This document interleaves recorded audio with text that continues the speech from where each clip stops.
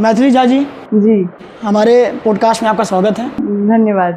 तो आप ये सब फेस करते करते यहाँ तक पहुँची हैं, तो इसकी कुछ कहानी छोटी सी हमको सुनाना चाहिए। कहानी तो खैर बहुत लंबी है, लेकिन शॉर्ट में अगर मैं बताऊं तो ये शुरू हुआ 2020 में। मैंने आपकी काफ़ी रील्स और देखी है, काफ़ी वीडियोस देखी है, जिसमें आप जो एक्सप्रेशन देती हैं, जिससे जो इंसान क्लासिकल डांस के प्रति जो रहता है ना, उसके एक्सप्रेशंस अपने आप आते हैं। तो एक्सप्रेशन बहुत बड़ा प्रोजेक्ट शायद नेशनल लेवल का मंच टीवी का जो ऐड है चॉकलेट का, मंच के लिए ऐसा हुआ था कि तो ऑडिशंस में लकीली बहुत सारे लड़कियों के बीच मैं लॉक हुई थी। शाहरुख खान का कोई डायलॉग अगर बोलना चाहिए। उनको पकड़ना मुश्किल नहीं, नामुमकिन है। सच में मैथिली झा के अंदर इतनी एनर्जी कहाँ से आती है? ना, मुझे लग सकता है कि मेरे में है ही वो कीड़ा जो होता है कि कूदते रहो, फूनते रहो। मेरी मम्मी पापा भी परेशान है, और मेरे दर्शकों के लिए कुछ कहना चाहेंगे मेरे चैनल? तो प्लीज फॉलो। और बहुत अच्छे हैं, बहुत अच्छे तरीके से बात करी। आज हमारे साथ एक ऐसी मेहमान मौजूद हैं जो किसी परिचय की मोहताज नहीं है, तो डिजिटल क्रिएटर के नाम से पूरे भोपाल में मशहूर है। तो मैथिली झा जी, जी हमारे पॉडकास्ट में आपका स्वागत है। धन्यवाद। थैंक और यू भारत न्यूज़ ग्लोबल के इस चैनल पे दर्शकों की तरफ से मैं आपका स्वागत करता हूँ। Thank you so much. Thank और जिस प्रकार से हम देख रहे हैं आप सफलता की सीढ़ियों पर चली जा रही हैं, अरे ऐसे ही कामना करेंगे आप और ऊपर जाएं। शुक्रिया। और क्या हाल है आपका? बस सब ठीक है, गर्मी बहुत है जी, तो चल रहा है बस। तो मैंने देखा आजकल आप काफ़ी प्रोजेक्ट्स में बिजी हैं, हाँ, थोड़ा चल रहा है शूट। तो इन सब चीज़ों की शुरुआत कैसे हुई? मतलब कि एक होता है ना कि इंस्टाग्राम पे या किसी भी डिजिटल प्लेटफॉर्म पे जब लोग शुरू करते हैं उनको काफ़ी दिक्कतें आती हैं, काफ़ी प्रॉब्लम्स का सामना करना पड़ता है, ताने से लेकर के रिश्तेदारों के ताने और काफ़ी कुछ चीज़ें। तो आप ये सब फेस करते करते यहाँ तक पहुँची हैं, तो इसकी कुछ कहानी छोटी सी हमको सुनाना चाहिए। कहानी तो खैर बहुत लंबी है, लेकिन शॉर्ट में अगर मैं बताऊं तो ये शुरू हुआ 2020 में, जब कोविड का प्री कोविड पीरियड था। और उसके बाद घर से कहीं जाना था नहीं, घर पे रहना था। और घर पे रह के क्या करते। और बहुत पहले से ही मैंने एक्चुअली डांस सीखा है, कथक सीखा है मैंने। तो मुझे बचपन से ही एक्सप्रेशंस और आईने के सामने खड़े होके मिमिकिंग और ये सब चीज़ें बहुत करना पसंद था। मैं म्यूजिकली टिकटॉक्स बहुत करती रहती थी। और उसके बाद जैसे ये रील्स वगैरह इंस्टाग्राम का फीचर आया तो आई थॉट कि सब लोग कर रहे हैं, ये मैं भी कर सकती हूँ। तो मैंने बस स्टार्ट किया। और ऐसा कुछ मुझे पता नहीं था उस टाइम पे लाइक्स और वगैरह के बारे में, तो मैंने जस्ट स्टार्ट किया। और 2-3 वीडियोस बहुत वायरल गए, अच्छे गए, तो लोगों को बहुत पसंद आया। तो 1300 कुछ फॉलोअर्स थे उस टाइम पे। एंड विद इन 1 मंथ मेरा 10K पे मैं स्विच हुई। तो उस टाइम जैसे लगा कि बाप रे, कुछ तो हमने किया है। तो वहाँ से शुरुआत हुई, और शुरुआत होते होते वो बढ़ता ही गया। 11K पे फिर रुक भी गया था ऑब्वियसली।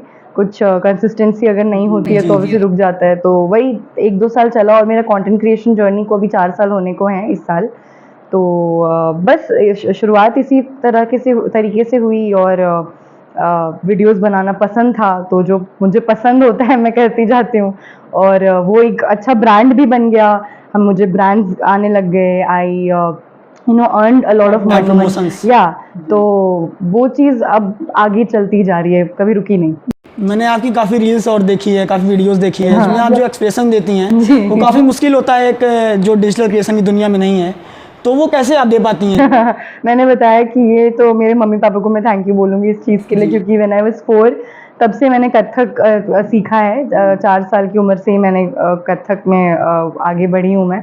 तो मुझे लगता है जो इंसान क्लासिकल डांस के प्रति जो रहता है ना, उसके एक्सप्रेशंस अपने आप आते हैं।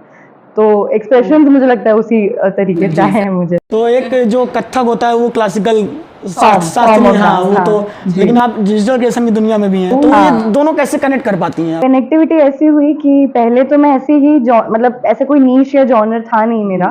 बट ये हुआ कि डांस भी बनाओ, मिमिक भी बनाओ, लिपसिंग भी कर रही हूँ, डायलॉग भी बोल रही हूँ, कुछ भी चल रहा है। बट जैसे कंसिस्टेंसी मेंटेन हुई, एक आध वीडियो उस जॉनर में वायरल हुआ, तो मैंने एक रास्ता अपनाया कि नहीं, this genre, particular genre is attracting to the audience, तो मुझे उस जॉनर में जाना चाहिए। तो अभी मैं क्रिएटर एज इन कॉमेडी और रिलेटेबिलिटी कंटेंट के नाम पे जानी जाती हूँ।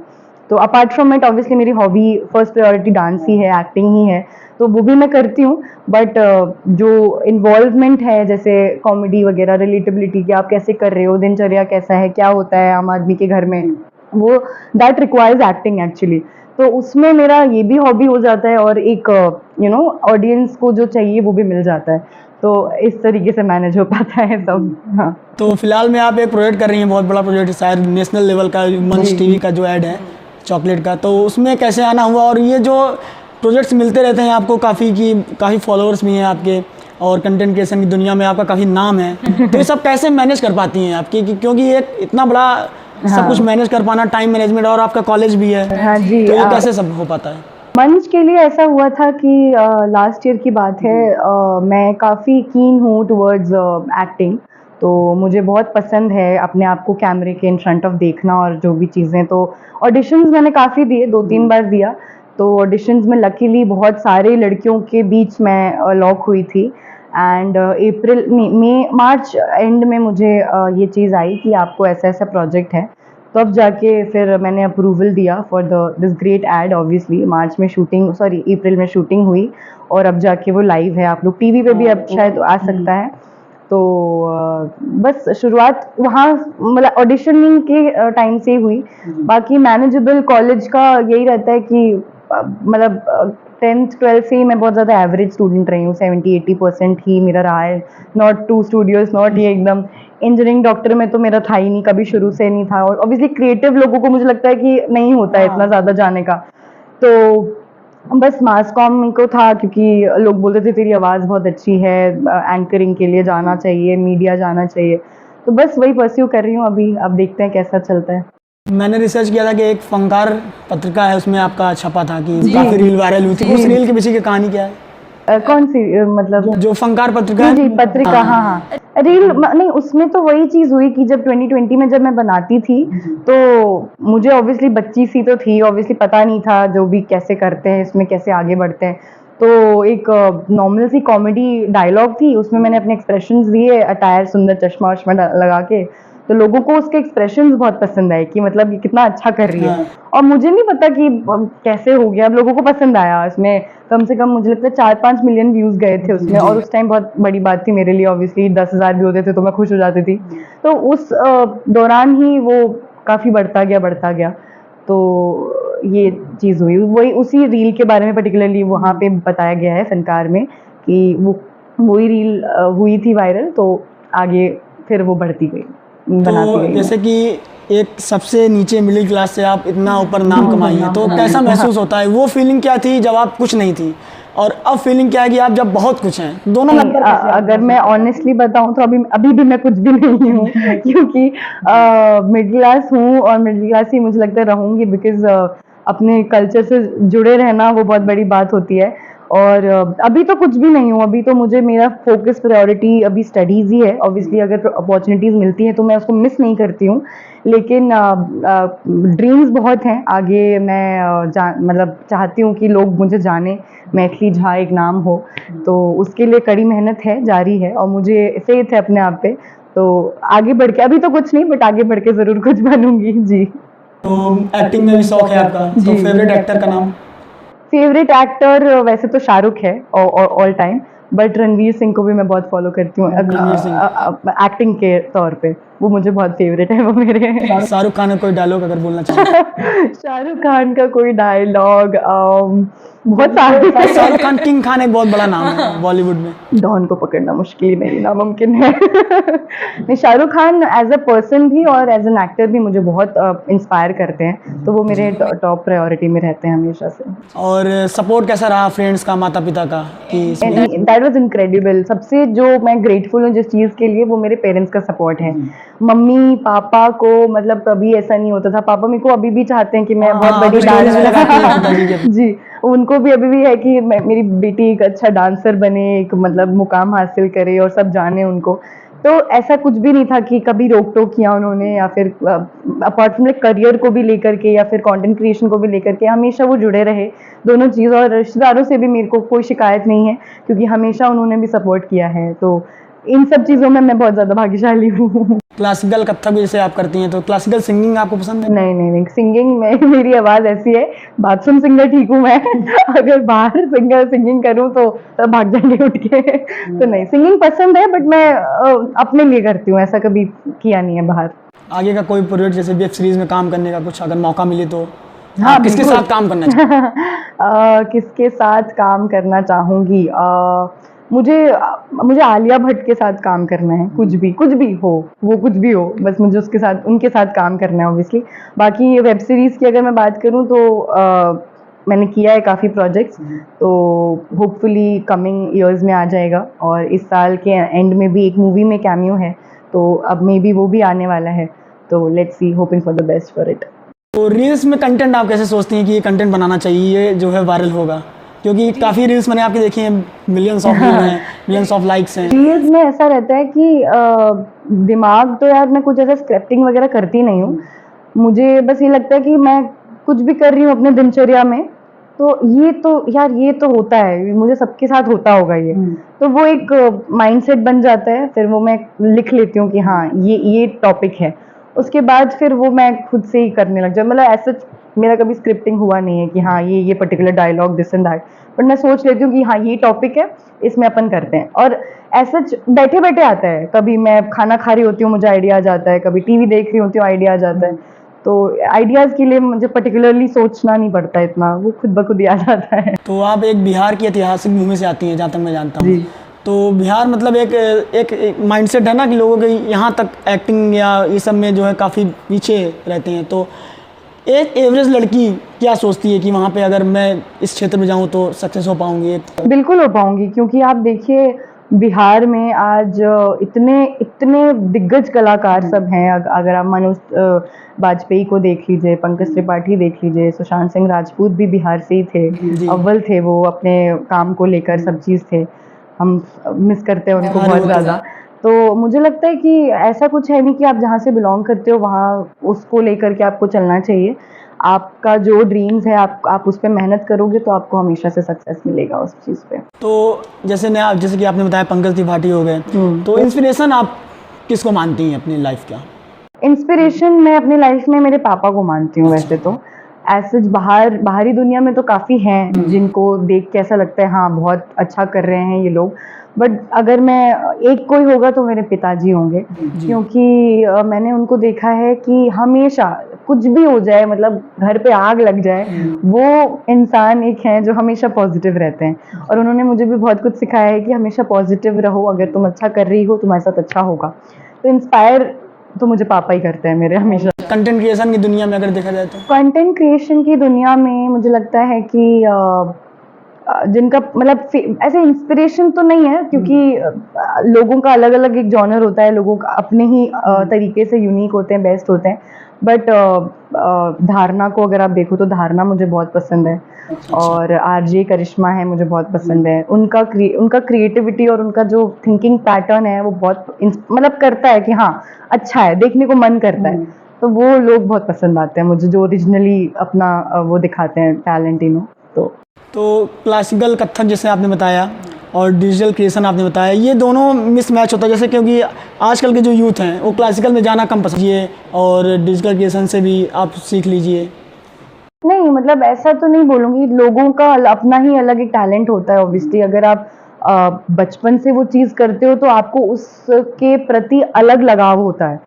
अगर मैं अभी से स्टार्ट करती कथक तो ऑब्वियसली मुझे भी लगता कि अरे क्या है ये, बॉलीवुड ही चलो, बॉलीवुड डांस ही करते हैं, फ्री स्टाइल ही करते हैं, लेकिन चूंकि मैं फोर्थ क्या बोलते 4 साल की थी, नॉट फोर्थ, 4 साल की जब से थी तब से ही मैंने वो चीज़ स्टार्ट करी, तो मुझे लगता है कि बचपन से लेके अभी तक मेरा एक माइंडसेट हो गया है कि जितना आप सादगी से रहोगे, जितना आप क्लासिकल के प्रति जाओगे, उतना आपको रिस्पेक्ट और उतना आपको एक अपने अंदर का दैट कॉन्फिडेंस आपका बिल्डअप होता है। मैं सबसे अलग हूँ। हाँ, सबसे अलग हूँ, एग्जैक्टली। और मुझे ऐसा लगता है कि जितने भी समझदार और मैच्योर पीपल अराउंड अस ना, कि उनको हमेशा से एक वही दिखता है लोगों में कि कितना वो सिंपल है और कितना वो अपने कल्चर को लेके जुड़ा है। तो मुझे ऐसा लगता है कि आप जितना अपने रूट से जुड़े रहोगे, लोग आपको उतना ही पसंद करेंगे। तो इस डिजिटल क्रिएशन की दुनिया में आने वाले 5 साल में अब मैथिली आप कहाँ देखती हैं? मैं देखती हूँ, ऑफ कोर्स मैं देखती हूँ कि जो लोग फोर्ब्स में आ रहे हैं, मैगजीन्स में आ रहे हैं, लोग जान रहे हैं उनको, ऑब्वियसली मैथिली भी उन्हीं के बीच एक छोटी सी टिंगी सी लड़की दिखे तो हाइट तो इतनी बड़ी है नहीं मेरी तो ऐसे करके देखे मुझे सब लोग। हाँ, तो मैं भी चाहूँगी। All time favourite singer? Favourite singer मैं ओल्ड स्कूल हूँ। मुझे किशोर कुमार के गाने, मोहम्मद रफ़ी हो गए, लता मंगेशकर और ऑब्वियसली अरिजीत सिंह हैं, श्रेया घोषाल हैं, मुझे बेस्ट बहुत पसंद है। मैं पुराने ज़माने के गाने ज़्यादा सुनती हूँ, जैसे वो गोविंदा के टाइम के गाने होते हैं, उस पे मैं वाइब बहुत अच्छे से करती हूँ, तो मुझे लगता है वो सब गाने बहुत पसंद है मुझे। तो आपकी एक मित्र भी हैं शाम्भवी जी, जी जी जी। तो उनके बारे में कुछ उनको बोलना चाहेंगी, क्योंकि वो आपके बारे में कुछ बोली थी पिछले वीडियो में। अच्छा, शी इज़ इनक्रेडिबल। मतलब मैं उसको बहुत टाइम से फॉलो करती थी पहले, लेकिन मुझे लगा नहीं था कि हम लोग की मुलाकात यहाँ कॉलेज में होगी ऑब्वियसली। बट जैसे जैसे हम एक दूसरे को मिले, ऑब्वियसली हमारा फील्ड बहुत ज़्यादा थोड़ा सिमिलर है। उस वो बहुत अच्छा कर रही है, उस गुटरगू उसने किया, मतलब मुझे बहुत प्राउड फील होता है कि मैं ऐसे मतलब लोगों को जानती हूँ पर्सनली, उनके साथ हैंग आउट करती हूँ। ऑब्वियसली सोनल का कैरेक्टर उन्होंने इतने अच्छे से निभाया है अभी जाकिर खान जी के साथ, मतलब इनक्रेडिबल। मतलब वो उस लड़की को देख के लगता है कि वो बहुत आगे जाएगी इस लाइफ में, तो उससे भी इंस्पायर होती हूँ मैं, क्योंकि उस मतलब वो अपने वर्क के प्रति बहुत इतनी डेडिकेटेड है। रिहर्सल है तो करना है, ये है तो करना है, वहाँ है तो जाना है, तो फैब पर्सन सच में। मैथिली झा के अंदर इतनी एनर्जी कहाँ से आती है? क्योंकि मैंने देखा है आप जहाँ भी परफॉर्म करती हैं, आपका एक्सप्रेशन, आपकी जो करने की एनर्जेटिक वो है ना, वो कैसे मतलब डेवलप हो पाता है? मुझे लगता है कि मैं बहुत ज़्यादा एक्सट्रोवर्ट पर्सन हूँ, वो और तो इस चक्कर में मेरी एनर्जी ऑटोमेटिकली बूस्टअप होती है। हालांकि ये चीज़ एक उसमें भी दिक्कत मतलब होता है कि अगर आप सामने वाला आपको एनर्जी दिखाता है, तो मैं उस तरीके से उनको एनर्जी दिखाती हूँ। लेकिन मुझे लग सकता है कि मेरे में है ही वो कीड़ा जो होता है कि कूदते रहो, फूनते रहो। मेरी मम्मी पापा भी परेशान है, बैठ जा शांति से। बट वही है कि वो मेरे अंदर खुद से ही है कि हाँ, तो रणवीर सिंह बुलाते हैं मेरे को, सिर्फ छोटे रणवीर सिंह। तो इस तरीके से। अगर डिजिटल क्रिएशन की दुनिया में आप ना होती, तो क्या और किस फील्ड में आप होती इस समय? क्योंकि एक सपना होता है ना कि शुरू से ही अब मुझे ये करना है, वो तो मतलब डिजिटल क्रिएशन में तो आप इतना बड़ा नाम है ही, तो और किस फील्ड में आपका इंटरेस्ट है इसमें? मीडिया में इंटरेस्ट है मुझे। मैं अपने आप को देखती हूँ कि अंजना ओम कश्यप हैं, श्वेता सिंह हैं, बहुत ज़्यादा इंस्पायर करती हैं वो लोग, क्योंकि बहुत पहले से ही उनको इतना टाइम हो गया है मीडिया में। और एज अ गर्ल वुमेन को देखना मतलब बहुत बड़ी चीज़ है कि आप इतने बोल्ड तरीके से कैमरा के सामने इतने अच्छे से आप अपने आप को कॉन्फिडेंसली प्रेजेंट कर पा रहे हो। मुझे लगता है अगर मैं इसमें नहीं होती, ऑब्वियसली मैं मीडिया परस्यू कर रही हूँ, बट उसमें नहीं होती तो ऑब्वियसली मैं मीडिया में ही होती, और मैं एंकरिंग और कैमरा से लेके मैं दूर नहीं जाती। मुझे तो ऐसा लगता है क्योंकि कैमरा तो मेरा एक्सट्रोवर्ट है आप। हाँ, एक्सट्रोवर्ट तो मैं हूँ ही, और कैमरा तो मेरा बेस्ट पर्सन है। तो मैं कुछ भी ऐसा कर रही होती जो जिसमें कैमरा इन्वॉल्व होता, तो यहाँ एज अ गर्ल, मतलब आजकल की जो यूथ गर्ल जो है, मतलब लड़कियों को लड़कियाँ। वुमेन एम्पावरमेंट करके उसमें आप क्या बोलेंगे कि आप आगे आएँ और डिजिटल क्रिएशन की दुनिया में और कुछ करें? काफ़ी नाम, क्योंकि लड़कियां जो है मैंने देखा है कि उनका अलग फील्ड ही रहता है, तो उनको क्या कहना चाहेंगे आप? वुमेन एम्पावरमेंट में मैं बोलूँगी कि आप जिस भी फील्ड में जाओ आप अपना बेस्ट करो। मैं एज अ वुमेन भी बोलती हूँ, और आप अगर फैशन डिज़ाइनिंग कर रहे हो, आप अगर कॉर्पोरेट बिजनेस में हो, आप कुछ भी कर रहे हो अपने उसमें, आप एज अ गर्ल या एज अ वुमेन ये नहीं सोचना चाहिए कि यार ऐसा हो जाएगा।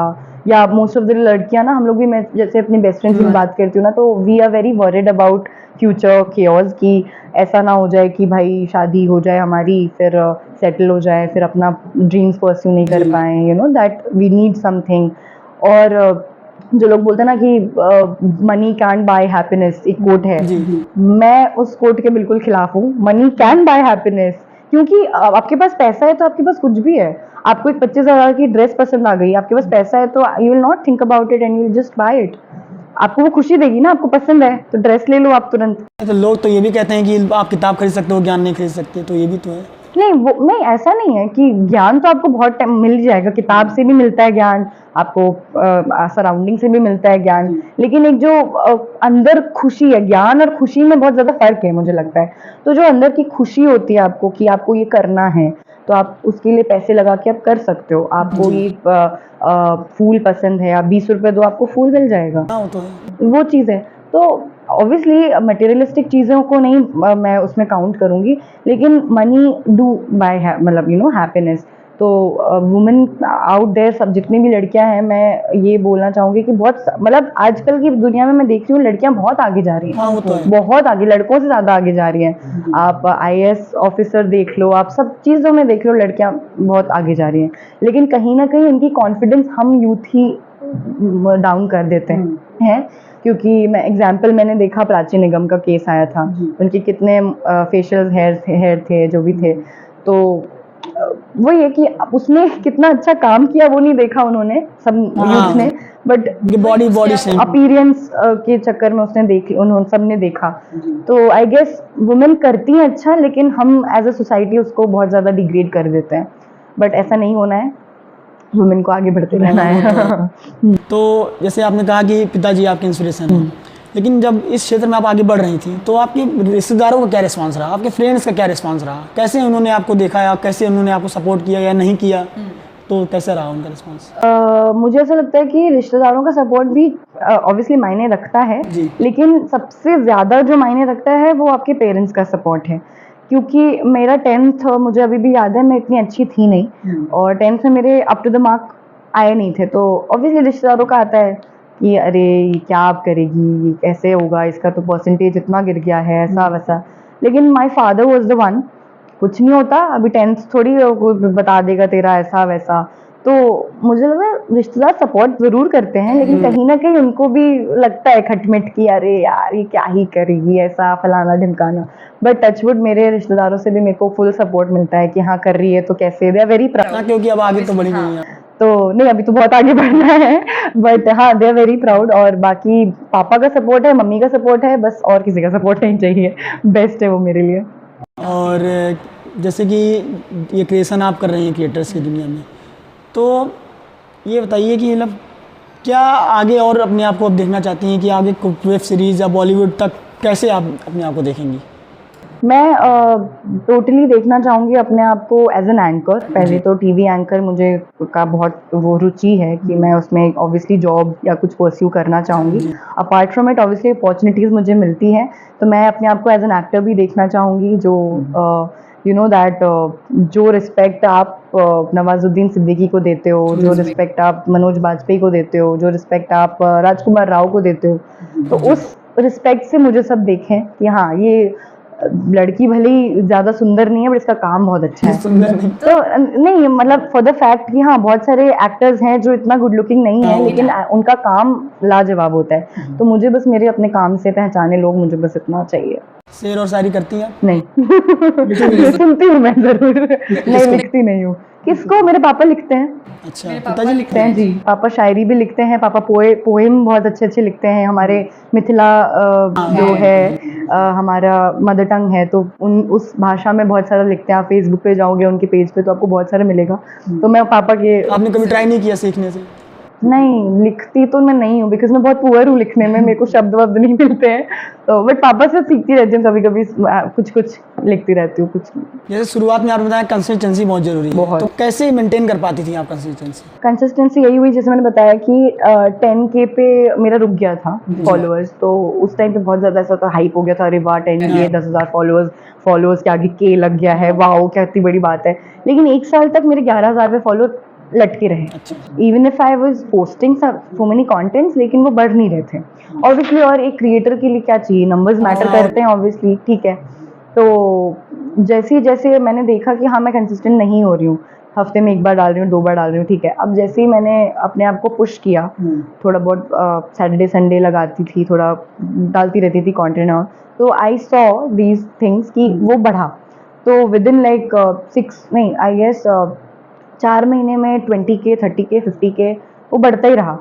तो वही बात है, और अभी भी मैं अपने आप को कोसती हूँ कि भाई अभी अभी कंसिस्टेंट हो जा, क्योंकि 87 से बढ़ ही नहीं रहा है अभी 6 महीने हो गए। तो हाँ, कंसिस्टेंसी बहुत इंपॉर्टेंट है हर चीज में, पढ़ाई में, कंटेंट सब। डिजिटल क्रिएटर्स की दुनिया में काफ़ी भीड़ है, काफी। हाँ, तो फॉलोअर्स बढ़ते नहीं है, तो डिप्रेशन एंग्जाइटी ये सब कैसे मतलब झेल पाती थी आप इसको भी, और इससे कैसे उभरी? नहीं मतलब सच मुझे उस फॉलोअर्स के नाम पे डिप्रेशन वगैरह तो कुछ नहीं होता था ऑब्वियसली। मैंने कहा करते जा रही हूँ, करूँ, कोई बात नहीं। बट हाँ ऑब्वियसली जो लोग एक बुली करते हैं, एक कमेंट करते हैं, तो उस चीज में थोड़ा अफेक्ट होता था। ऐसे मैं अरे बाप रे रो रही हूँ, गा रही हूँ, ऐसा तो कभी नहीं किया मैंने ऑब्वियसली। बट हाँ अफेक्ट जरूर होता था कि कमेंट में ऐसा अगर आप कर रहे हो तो कमेंट आपको आ रहा है ऐसा, अरे ऐसा क्यों बोल रहे हो। ऑब्वियसली मुझे मेरे को भी जैसे फेशियल हेयर के नाम पे बॉडी शेमिंग बहुत होती रहती थी, तो पहले बहुत इफेक्ट करता था when I was like 16 17 18।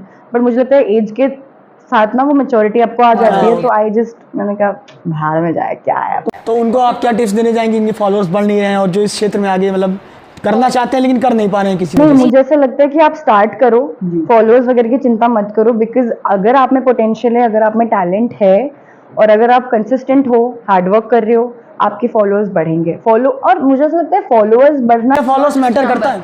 Followers देखो मैटर इस वे में करता है ना कि नंबर में मैटर नहीं कर रहा, अरे बढ़ रहे हैं। फॉलोअर्स जब बढ़ते हैं ना तो एक क्रिएटर के दिमाग में ये आता है कि हमें लोग प्यार कर रहे हैं, हाँ। हमें लोग देख रहे हैं, तवज्जो दे रहे हैं। तो उस वे में क्रिएटर्स को लगता है कि फॉलोअर्स बढ़ रहे हैं, क्योंकि लोगों को लगता है अरे फॉलोअर्स बढ़ाना है, बस फॉलोअर्स बढ़ाना, नंबर्स बढ़ाने, नंबर्स के नहीं, अगर नंबर्स बढ़ रहे हैं तो ऑब्वियसली आपका वैल्यू बढ़ रहा है ना, आपको लोग देख रहे हैं। उस वे में मुझे लगता है फॉलोअर्स मैटर करती है। 100K है फॉलोअर्स, अरे बढ़ रहे हैं, तो डजंट मैटर।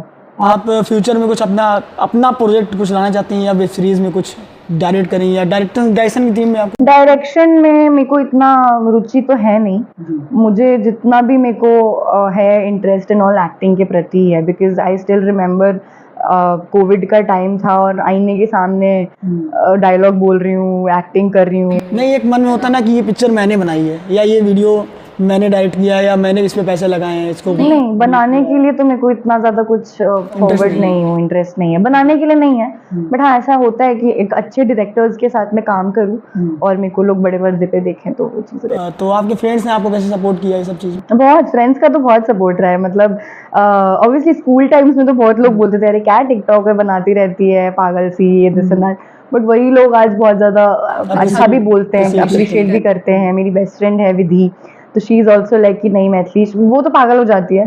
तो मुझे वही है कि 1-2 पर्सन का जो सपोर्ट मिलता है, जो अप्रिसिएशन मिलता है, उससे मैं बहुत आगे जाती हूँ। तो क्योंकि आने वाला जो ये समय चल रहा है एआई का ही है और डिजिटली ही है, तो आगे मतलब डिजिटली दुनिया में आप आगे क्या मतलब बताना चाहेंगी टिप्स कुछ यूथ को जो कर रहे हैं इसी क्षेत्र में, उनको क्या टिप्स देना चाहेंगी कि उनका भी कुछ आगे इसमें नाम बढ़े? मैं मतलब टिप्स तो ये दूंगी कि डिजिटल जो मार्केटिंग या डिजिटल दुनिया आजकल इतना बढ़ गया है, क्योंकि आप देखो यूट्यूब, इंस्टाग्राम क्रिएटर्स जितने भी हैं, यूट्यूबर्स हैं, वो इतना कमा रहे हैं जो एक मतलब नॉर्मल जॉब वाला बंदा नहीं कमा सकता है। अब महीने में बहुत, आप 4 रील कर लो, आपको कितने मिल जाएंगे आपको? पेड पार्टनरशिप्स बहुत, और ब्रांड्स इतने मिलते हैं कि आपको मतलब आप सोच नहीं पाते हो। अगर मेरे पेरेंट्स वाज लाइक कि कितना मिला है तुझे, मैंने कहा इतना इतना, दे वर लाइक हैं इतना, एक वीडियो बनाएगी उसका? मैंने कहा हाँ मम्मी, मैंने कहा ये कर, फिर बढ़िया है, अच्छी बात है, ये दिस एंड दैट। तो फिर वही, अब ऑब्वियसली वो चीज एकदम से नहीं आती है, आप स्मॉल प्रोजेक्ट से काम करोगे, स्मॉल नीचे से काम करोगे, तभी आप थोड़ा वो ग्रो करोगे। तो डिजिटली बहुत बढ़ रहा है, और ऐसा भी नहीं इसके डीमेरिट्स नहीं है, मेरिट्स भी हैं, डीमेरिट्स भी हैं। लोग बहुत ज़्यादा गलत इस्तेमाल भी करते हैं, हैक हो जाती है फालतू की, लोग पिक्चर्स इधर उधर करके कुछ AI जनरेटेड पिक्चर्स डाल देते हैं, this and that, you know. But उस चीज़ में आपको केयरफुल होना पड़ेगा ऑब्वियसली, एज अ गर्ल मैं बता रही हूँ। और बट यार digital working is great, like for income source and for everything. अगर आपको ऑब्वियसली मुझे लगता है सबको फेम चाहिए अपने आप में, सबको चाहिए, ऐसा नहीं कि आप एक एक्टर हो, आप एक ये हो, तो सबको चाहिए, सब लोग मुझे जाने। क्यों मैं करूँ 9 to 5 जॉब, घर जाऊँ, लैपटॉप चलाऊँ, आ जाऊँ, लोग तो जाने भाई। तो मुझे ऐसा लगता है डिजिटली आप करोगे तो आप ग्रो करोगे। तो जैसे आपने कहा कि SRK शाहरुख खान, तो अगर उनके साथ काम करने को मिल जाए तो कैसा फील? बोला भी मैं ऐसे उठने लग जाऊंगी, बहुत अच्छा लगेगा ऑब्वियसली। फिर भी वो फीलिंग क्या होगी अगर बहुत बताना बहुत चाहें? अच्छी लगेगी, मतलब बेस्टेस्ट मोमेंट होगा वो रहेगा मेरे उनके साथ। ऑब्वियसली मिलने में तो झलक भी दिख जाए तो मेरे लिए बहुत बड़ी बात है, तो बहुत अच्छा लगेगा। तो बिहार से भोपाल कब आना हुआ है, या फिर भोपाल में आप काफ़ी क्रिएशन कर रही हैं, तो यहाँ पे जो यहाँ के क्रिएटर्स हैं उनके साथ जो कोलैबोरेशन आपका हो रहा है, तो उसमें क्या कहना चाहेंगी? क्योंकि बिहार से भोपाल एक लड़की आई, एवरेज लड़की, मिडिल क्लास से ऊपर जहाँ तक का, वो सफ़र कैसा रहा? बिहार से मैं ज़रूर हूँ, लेकिन बिहार कभी रही नहीं हूँ एक्चुअली। मैं मेरा थोड़ा स्टोरी बहुत ट्रिप वाला है कि ट्रैवलिंग पसंद है? ट्रैवलिंग तो ऑब्वियसली बहुत पसंद है, बट मेरा जन्म झारखंड हुआ। हम लोग रहते आसाम थे, और आसाम से 2014 में मैं भोपाल आई बिकॉज ऑफ पापा का ट्रांसफ़र एंड ऑल। और 2014 और आज 24 10 साल हो गए मेरे को यहाँ आए हुए। तो काफ़ी मतलब ऐसे बिहारी एक्सेंट तो मेरा कभी था नहीं, ऑब्वियसली हम करके हाँ, बात दिखता भी करते नहीं। थे हाँ, लेकिन यहाँ के अपन पे आ गई भोपाल ऑब्वियसली। तो यहाँ के क्रिएटर्स बहुत ग्रो कर रहे हैं, ऑब्वियसली व्हाट्सएप भोपाल है, बहुत सारे क्रिएटर्स लोग ऐसे हैं कि लोग मतलब टूरिस्ट जैसे काम कर रहे हैं कि हाँ ऐसा है, ये दुकान में ऐसा है, मतलब लोगों को जागरूक कर रहे हैं कि हाँ भोपाल में हमारे ऐसा होता है। और in terms of acting, in terms of projects, आप देखो कितना भोपाल बड़ा है कि यहाँ पे काफ़ी मतलब काफ़ी हाँ, यहाँ पे प्रोजेक्ट्स तो होते creators। हैं। शूट्स आप देखो बहुत, मिनाल में मेरा घर के पास मेरे गली में शूट चल रहा था। क्राइम पेट्रोल, सावधान हाँ, इंडिया, सब यहाँ से सब होता लोग सब चीज़ यहाँ पे होते हैं। मुंबई के बाद मुझे लगता है मुंबई, बैंगलोर, मतलब बड़ी बड़ी सिटीज़ के है। मुंबई जाने की ज़रूरत है क्या? मतलब भोपाल अगर छोड़ के जाना हो तो? फॉर लाइक दिस हाँ, फील्ड, इसी फील्ड। हाँ ज़रूरी है। मैं ये बोलूँगी ज़रूरी इसलिए है क्योंकि मुंबई में एक्सपोजर नहीं, क्योंकि मेंटेलिटी ऐसी है कि मुंबई में जाएंगे तो हमारा करियर बर्बाद हो जाएगा, वहाँ पे काफ़ी जो है गलत चीज़ें होती नहीं हैं, नहीं, सब मुझे चीज़ें ऐसा नहीं लगता है। अगर देखो हाँ गलत चीजें ऑब्वियसली होती है, वो होगी ही, ऐसा वो मतलब ऐसा कुछ वो नहीं है कि वो स्टॉप हो जाएगी कहीं ना कहीं, ऑब्वियसली होती रहती, लेकिन व्हाट मेक सेंस इज आप कितना केयरफुल हो उस चीज को लेकर के।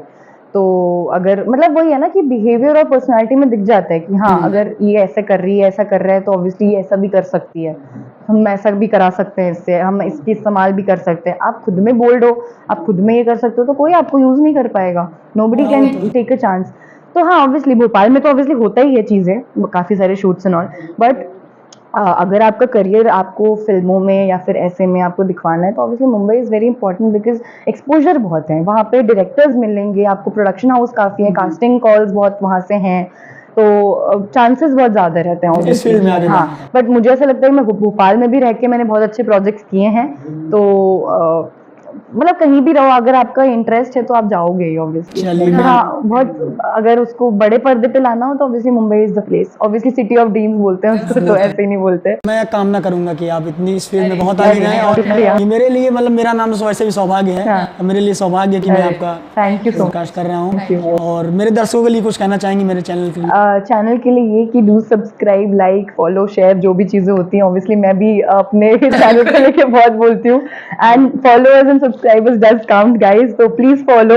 और बहुत अच्छे हैं, बहुत अच्छे तरीके से बात करी हमने, interaction session it was lovely, और मैं चाहूंगी कि फ्यूचर में भी कभी हमारा फिर से हो, फिर से मुलाकात। हम चाहेंगे कि मैं स्टार मैथिली झा से बिल्कुल बिल्कुल, क्यों नहीं podcast करूं। बिल्कुल बिल्कुल ठीक है। तो आपने इतना समय दिया। अरे थैंक यू सो मच।